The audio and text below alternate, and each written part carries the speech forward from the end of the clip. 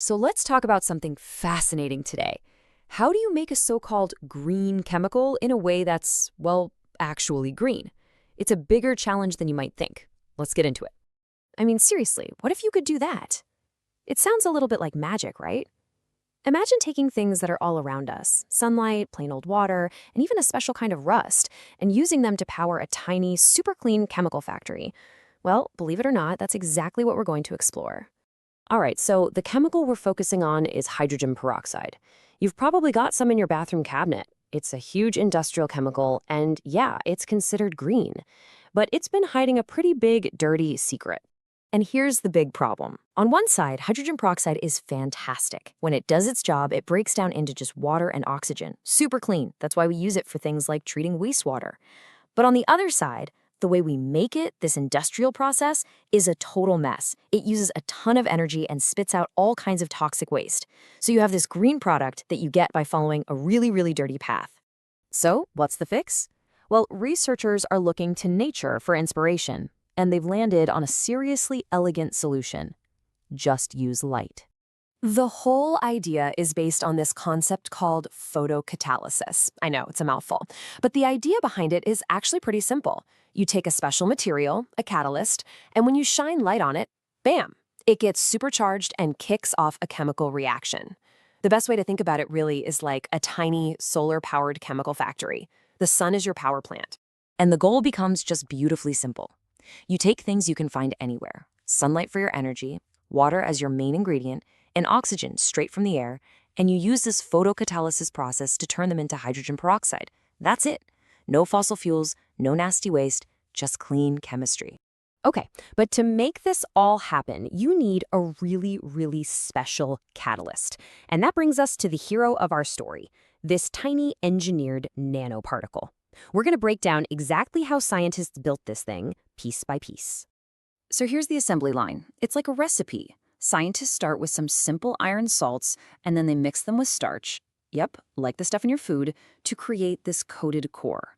After that, they carefully attach tiny silver particles right onto the surface. It's this precise step-by-step process that creates the complex little supercatalyst you see on the right. Now, here's what's so cool about this catalyst.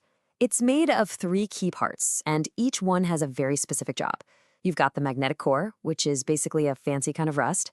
Then you have this water-loving coat made of starch. And finally, you have silver, which acts as a supercharger. Let's look at each one. So the whole thing is built on this magnetite core. But this stuff has a really cool property called superparamagnetism. The easiest way to think of it is like a magnet with an on-off switch. When you bring another magnet close, it becomes supermagnetic. But the second you pull that magnet away, it just stops. The particles don't stick together. Now remember that trick because it is going to be a huge deal later on. But the plain magnetite core has a big problem. It's hydrophobic. It literally fears water. You can see it right here. The water droplet just beads up, trying to touch the surface as little as possible. And that's not great for a chemical reaction that's supposed to happen in water. And check this out. The solution is just brilliantly simple. They add a cheap green coating of starch, and suddenly the surface becomes hydrophilic, or water-loving. See how the water droplet just flattens out? It wants to interact with the surface now. So with that simple coat, the catalyst is ready to work with the water it needs to split. The last piece of the puzzle is the supercharger.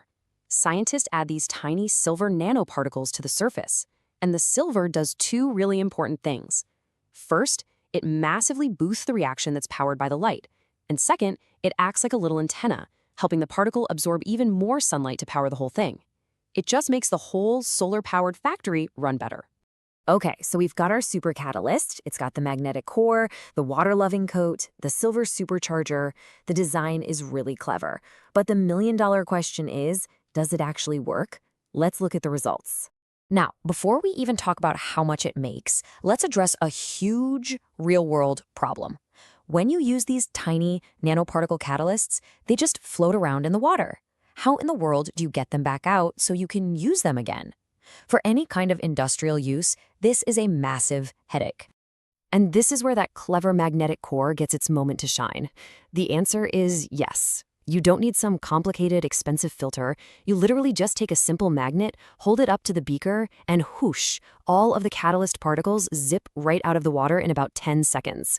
It's an incredibly simple and effective recycling system built right in. Okay, now for the main event. How well does it work? This chart tells the whole story. If you just have the core with the starch coat, you get almost nothing. Add silver to the core without the starch, and it gets better, up to 83 units. But when you put all three parts together, the magnetic core, the water-loving starch, and the silver supercharger, performance just skyrockets to 167. This shows that every single piece is essential. It's the combination that makes it super. But is it tough? Can it last? Well, that number on the screen is 8. That's how many times the researchers reused the exact same batch of catalyst. And after 8 complete rounds of making hydrogen peroxide and getting pulled out with a magnet, its performance had only dropped by a tiny 13%. So yeah, this thing isn't just effective, it's also incredibly stable and durable. So what we have is an efficient, tough, and super easy to recycle catalyst. Now let's just zoom out for a second and talk about what this tiny particle really means for building a greener chemical industry. This is basically how the whole magic trick works. Light comes in and hits the catalyst, which knocks an electron loose, creating energy. That energy is used to literally rip apart water molecules. At the same time, that loose electron gets funneled over to the silver nanoparticle, where it's used to turn oxygen into our final product, hydrogen peroxide. It's this beautiful little assembly line powered entirely by light. So, what's the big takeaway here? Well, what this research gives us is basically a recipe for an almost perfect green catalyst. It's made from iron and starch, which are super common and cheap. It runs on sunlight, which is free. It's really efficient, and it doesn't fall apart. And thanks to that clever magnetic trick, you can reuse it over and over again with almost no effort. You know, this is so much more than just a cool experiment in a lab. This tiny little particle is a huge step forward. It's a real blueprint for a future where we can make the chemicals we all need without trashing the planet to do it. And that kind of leaves us with this final, really exciting question. We've seen it work for hydrogen peroxide, so what's next? What other huge, dirty industrial processes out there could we totally reinvent from scratch, using nothing but light, water, and a little bit of smart chemistry? The possibilities are pretty amazing to think about.